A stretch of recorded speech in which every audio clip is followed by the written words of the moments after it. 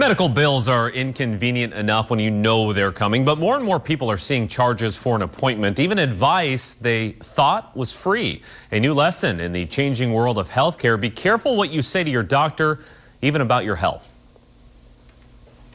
How can they treat you as a whole person if they don't really want to know everything that's happening?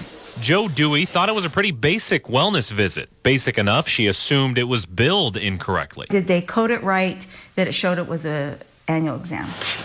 At the free checkup, the doctor checked her heart, lungs, height, weight, but then asked what seemed to Dewey like a standard wellness question. Are there any other issues that you're concerned about right now? And I said, yeah, my elbow's really sore right here. I think it's like a tennis elbow. She didn't know it then, but at that moment, it became a separate appointment, one that cost $93 out of pocket.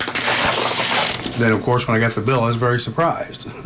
Larry Mathis has had his annual exams covered by his company's insurance for decades. This year, a bump on the ankle, an ear cleaning, a prostate exam. The total bill was probably close to $480, and it should have been $0. Both Mathis and Dewey learned a costly lesson of the wellness check. The free appointment, an Affordable Care Act feature around since 2011, covers a basic health screening, really meant to get out ahead of potential issues, not treat ones that already exist. There are still chronic conditions and there are still acute conditions, but the wellness portion, let's just pull all of that out into a separate visit. By now, this is well known inside the healthcare industry, but how many patients know?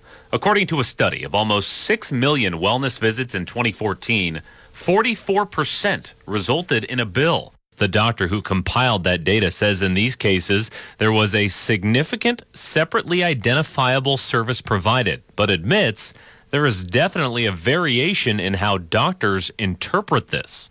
Here's the tricky part. Say you're at the doctor's office and you bring up some headaches from months ago that went away on their own and didn't need treatment. Your doctor should not code that as a charge, but can if he or she decides the conversation was either extensive enough or even that it took long enough. And that's true of anything you bring up. HSHS Medical Group President Dr. Lauren Hughes says beware of these doorknob questions. Things that as you're kind of finishing the exam, you touch the doorknob and then the patient says, oh, by the way, I wanted to ask you about this or that. So how do you avoid this? For one, ask your doctor about the cost of any questions you might have before you seek the advice.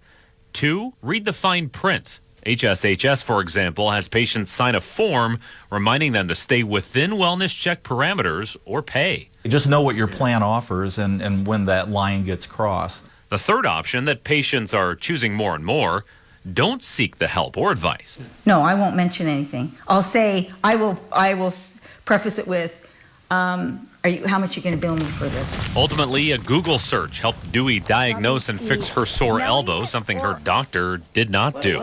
It's part of the reason Mathis, a 64-year-old with aches and pains like many his age, may just stop going. Because I'm a little Larry, and I think there's a lot of folks get like that. And left wondering if that's a reasonable alternative.